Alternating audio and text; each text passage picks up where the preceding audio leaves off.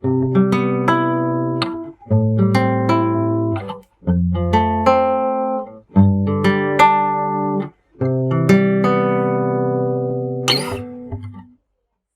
guys, Happy New Year. Balik lagi di podcast pertama Artmax di tahun 2021. Bersama gua Fiona Clarissa. Dan gue Hernita Kristiana. Nah, di sini kita nggak cuma berdua aja nih. Kita bakal ada kedatangan narasumber yang pastinya keren banget.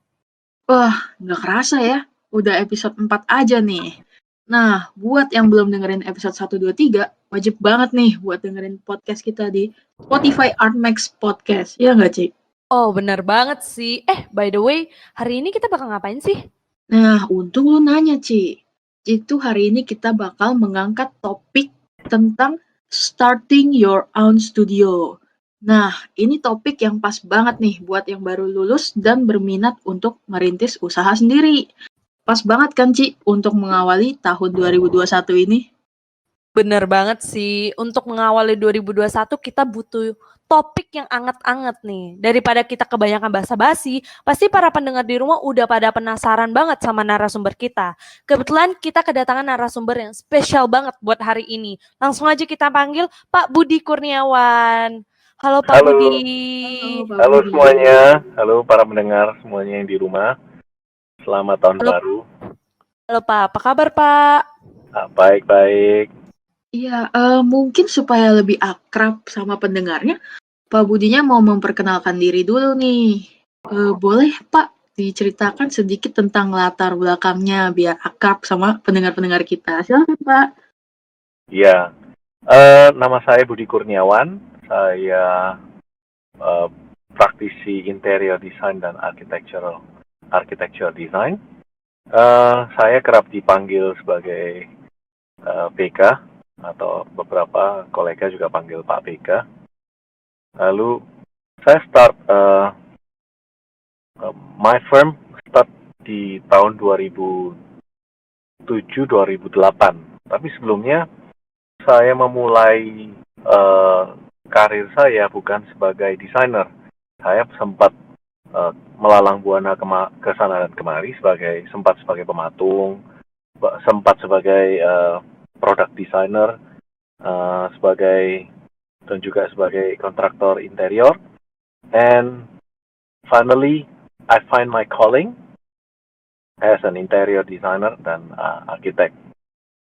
So, sampai sekarang saya terus ada di jalur ini. Semoga terus ke depan masih ada di sini lah ya. Iya, amin Pak. Oh, Bapak berarti dulunya pernah jadi pematung dulu ya Pak ya, sebelum terjun ke dunia interior?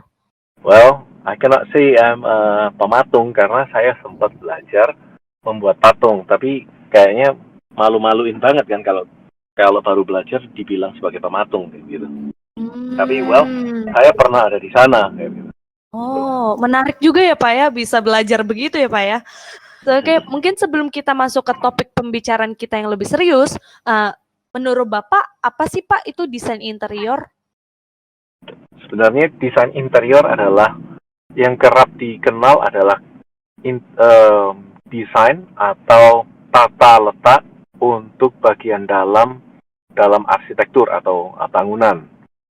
Tapi lebih daripada itu, ada banyak sekali spektrumnya. Ada banyak spektrum yang mesti diperhatikan. Seperti jenis project yang kita handle.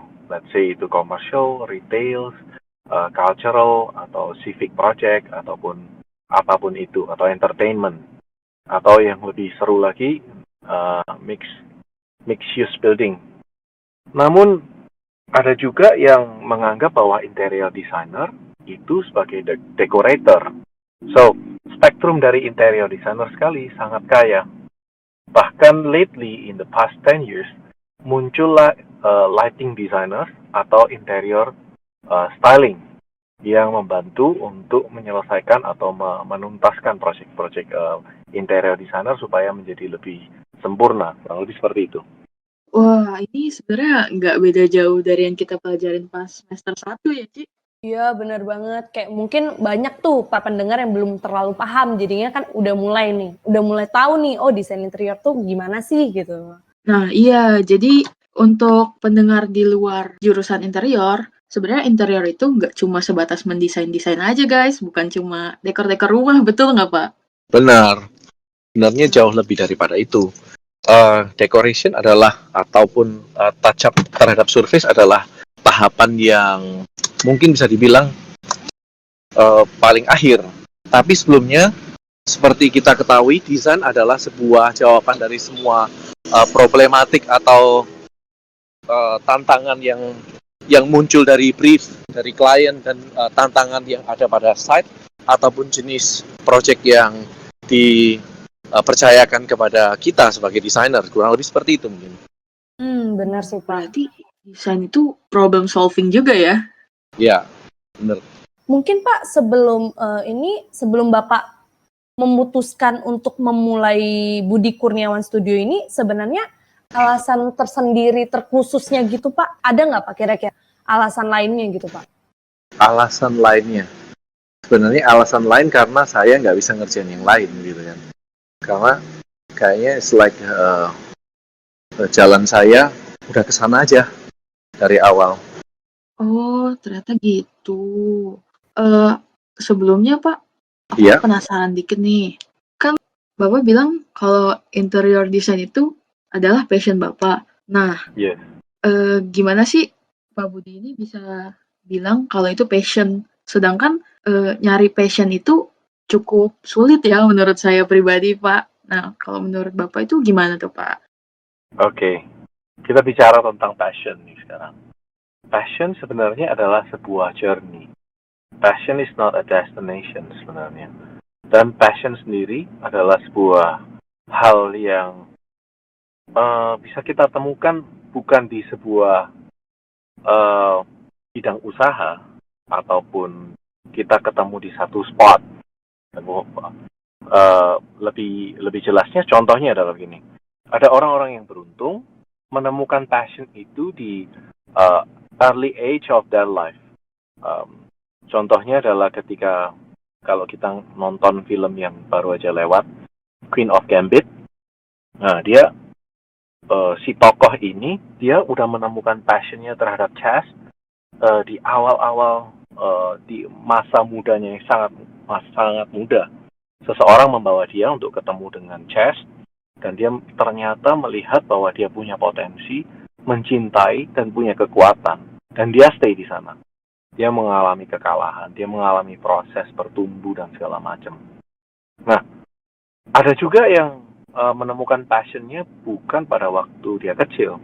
Seperti Keith Jarrett, seorang profesor pemain piano jazz yang cukup terkenal. Dia menemukan passionnya bukan di early age waktu dia masih kecil, tapi bahkan dia di tengah-tengah usianya, umur 16 atau 21 dia baru mengenal musik dan mulai belajar tentang piano dan tentang musik. Tapi karena semangat dan passionnya dia yang membawa dia bahwa dia menemukan spot yang tepat, bahwa ini yang dia sukai, ini yang dia cintai.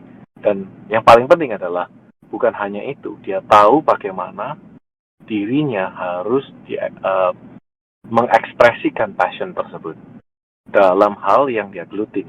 Nah, terhadap diri saya, passion itu bertumbuh ketika seperti yang di awal saya ceritakan. Saya harus tinggal di dunia konstruksi atau di dalam dunia usaha ataupun bidang ini.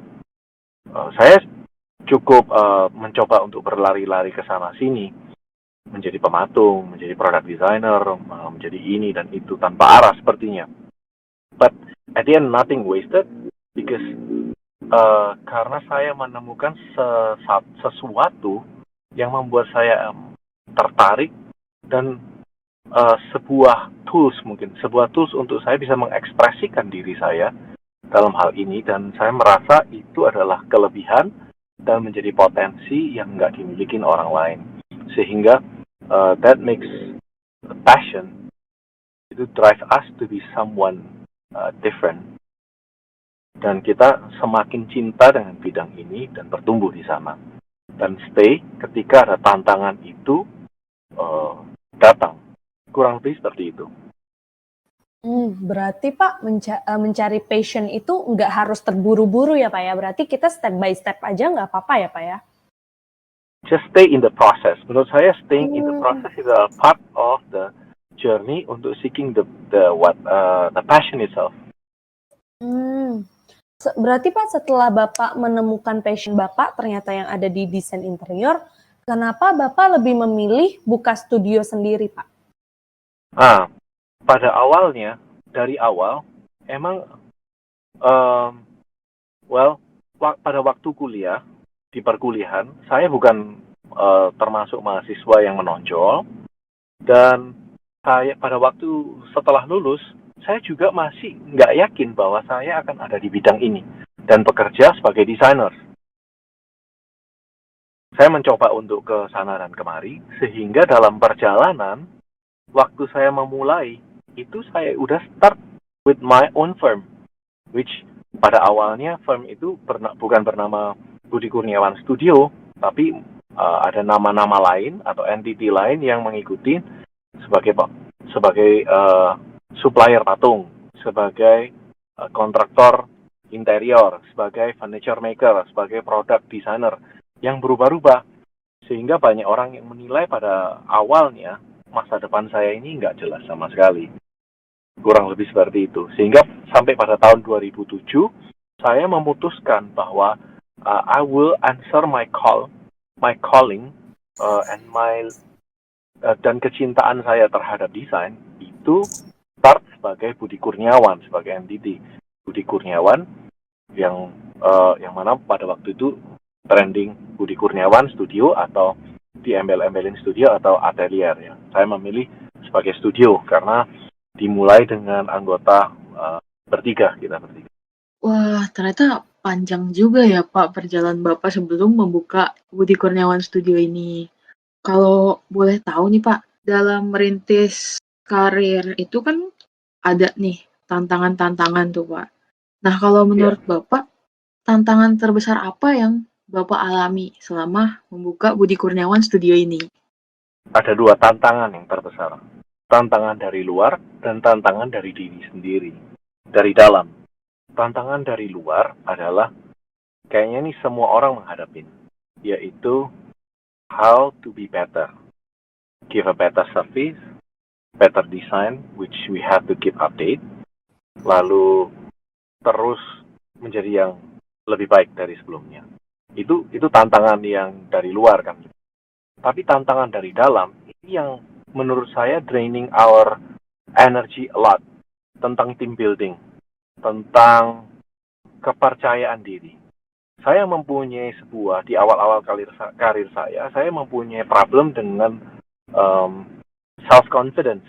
Jadi saya merasa bahwa diri saya, atau saya sendiri, ini nggak lebih berbakat dari kebanyakan orang yang menyebut dirinya sebagai designer. Saya merasa sekolah saya juga nggak pada waktu di sekolah, di akademisi, saya bukan yang terbaik. Saya nggak pernah jadi yang terbaik. Kemudian saya juga nggak pernah join di firma besar yang terkenal, yang membukakan jalan atau wawasan.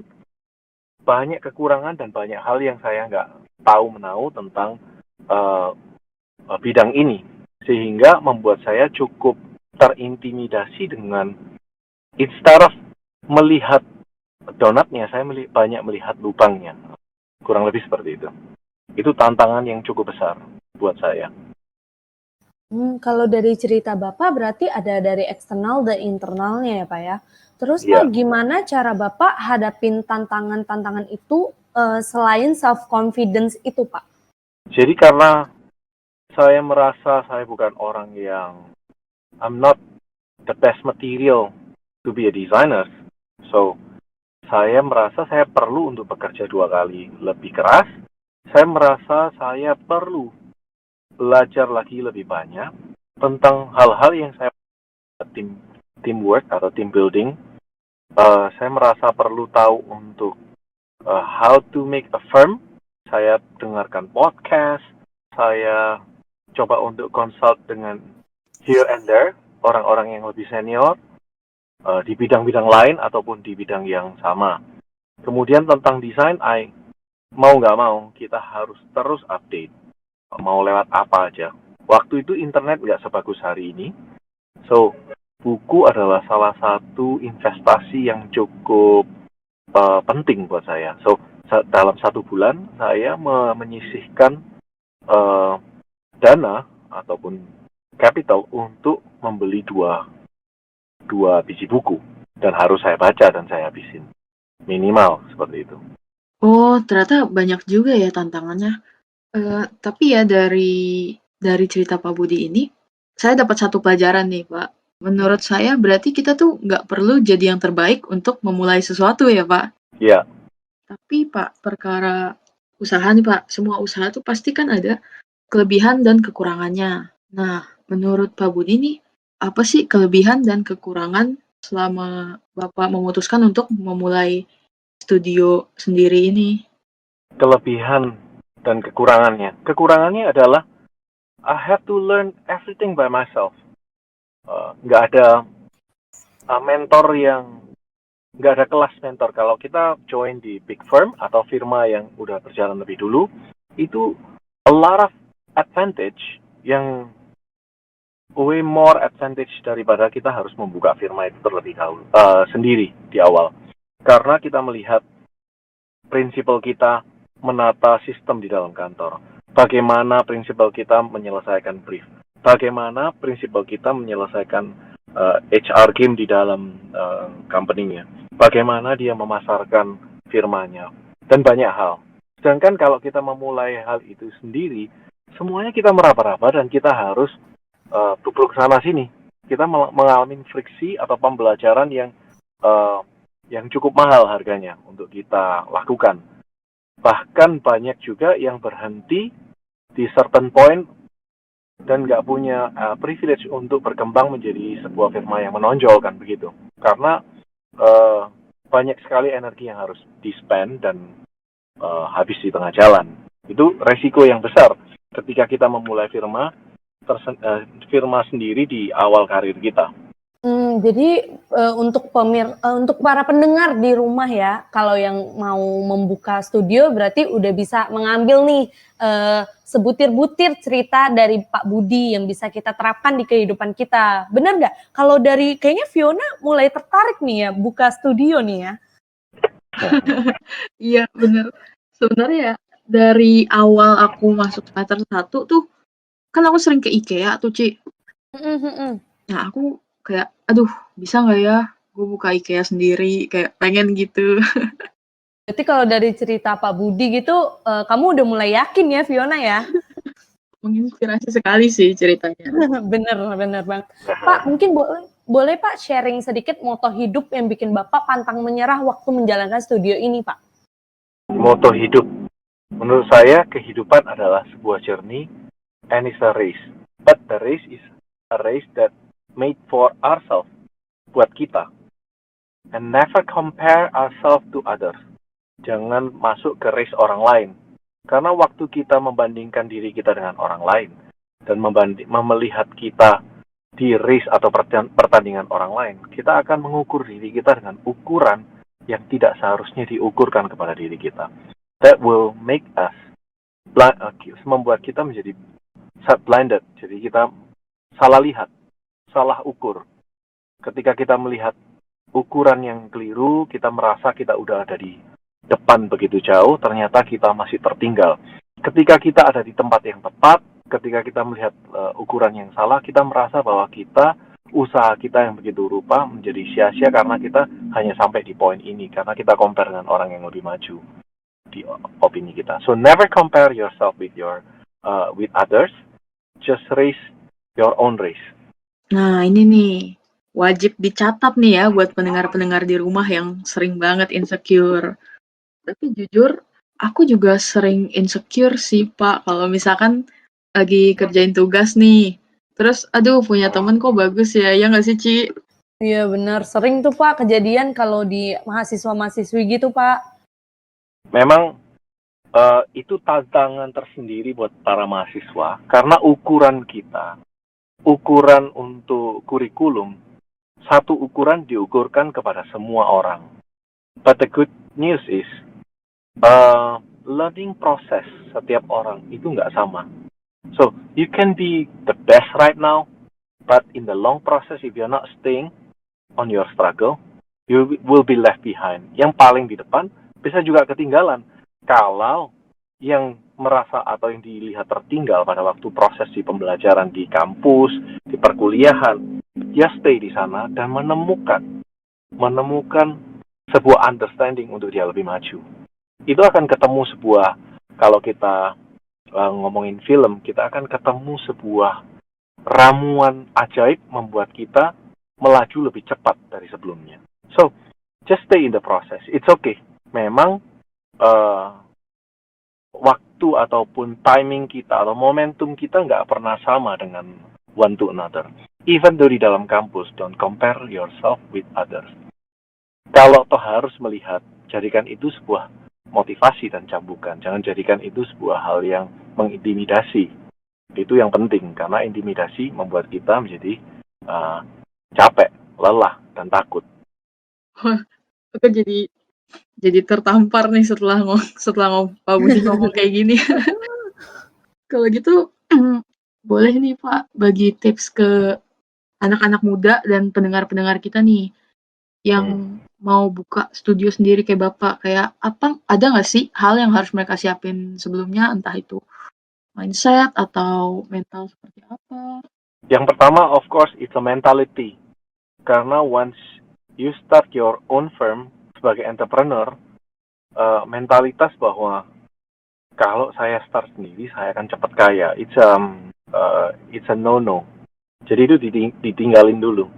Karena sebagai entrepreneur atau sebagai firm owner, itu yang paling penting adalah you are the leader. You will lead wheresoever the vehicle atau firma ini akan berjalan. So, tetapkan visinya, mau kemana. Cari itu. Finding your passion. Finding your strength. Finding your weakness. Knowing everything. Every single thing. Potential, weakness. Jadi tahu apa yang harus kita lakukan. Lalu yang kedua, lengkapin knowledge-nya. Karena mendesain adalah sebuah hal yang untuk kita memiliki produk yang baik. Tapi sebagai firm owner, desain aja nggak cukup. Tapi how to run the firm, how to keep the teamwork stay dan happy, dan juga di kondisi yang nyaman, itu another thing. How to push the teamwork to the limit, untuk naik, untuk upgrade, itu another thing. So, a lot of things yang harus diketahui. So, jangan menutup diri untuk pengetahuan, untuk soft skills as a leader and as entrepreneur, dilengkapin aja. Terus maju and stay in the process. Don't compare yourself with others. Berarti progress itu kayak benar-benar bermanfaat banget ya Pak buat kedepannya gitu ya Pak? Sangat. Sangat. Mungkin Pak, setelah Bapak punya studio sendiri, boleh Pak sharing sedikit gitu kayak pengalaman berharga atau berkesan apa yang udah Bapak dapatkan selama ini gitu Pak? Pengalaman berharga yang saya dapatkan adalah ketika memilih project, itu seperti memilih pasangan. Berhati-hatilah, jangan mabuk, jangan terlalu lapar, jangan pakai metode love is blind, semua diambil. Tapi ketika semua itu udah menjadi tanggung jawab, lakukan itu sepenuh hati. Gitu. Tadi kan Pak Budi udah sharing-sharing nih sama kita, udah bagi-bagi tips juga, udah cerita-cerita juga. Nah, kalau gitu, ada nggak sih Pak pesan-pesan penting untuk para calon pemilik studio sendiri, kayak pendengar-pendengar kita nih? Ya, calon pemilik studio, lengkapin diri kalian dengan semua materi soft skill untuk pengelolaan internal studio yang diperlukan. List down semuanya, di list. Kalau saya suka di hitam atas putih supaya semuanya itu nampak, bisa kita petakan. Yang kedua, punyalah kesiapan mental untuk tinggal di dalam proses dan teruslah update. That's very important. Keep update. Oke, jadi untuk para pendengar yang mungkin tertarik untuk mempunyai studio sendiri, dengerin tuh pesan-pesan dari Pak Budi. Oke, terakhir Pak, sebelum kita tutup podcast ini, kita kirim podcast ini, di mana sih Pak kita bisa melihat hasil-hasil karya Pak Budi, biar para pendengar tuh lebih gampang melihat hasil-hasil karya Pak Budi, mungkin kayak sosial medianya Pak Budi atau gimana gitu Pak? Instagram kami di budikurniawan.studio dan di website kami di www.budi-kurniawan.com. Nah, untuk yang masih penasaran sama Pak Budi, boleh banget nih mampir ke Instagramnya yang tadi Pak Budi sebutin, @budikurniawan.studio. Karena podcast ini udah mau berakhir, sayang banget ya Ci, padahal seru banget topiknya tadi. Wah, bener banget sih. Terima kasih Pak Budi udah bersedia Terima ngobrol-ngobrol kasih sama kita. semuanya. Terima kasih Salam, Pak. tetap sehat Makasih, selalu Pak. teman semua. Terima kasih Pak udah mau sharing-sharing ke para pendengar Thank juga. you. Sehat Thank selalu you. juga ya Pak. Ya, mari semuanya. Oke guys, jadi itu dia podcast episode 4 kita bersama Pak Budi Kurniawan. Semoga podcast ini bisa bermanfaat ya untuk para pendengar di rumah. Ditunggu ya podcast episode berikutnya yang pastinya nggak kalah seru sama episode kali ini. Oh ya, jangan lupa juga ya follow Spotify Artmax Podcast, subscribe juga YouTube Artmax Magazines, jangan lupa like dan komen. Follow juga Instagram kita di @artmaxmax. Stay tune, sampai jumpa semuanya. Happy New Year! Stay safe Happy New Year. semuanya. Happy New Year. New Year, Pak Budi!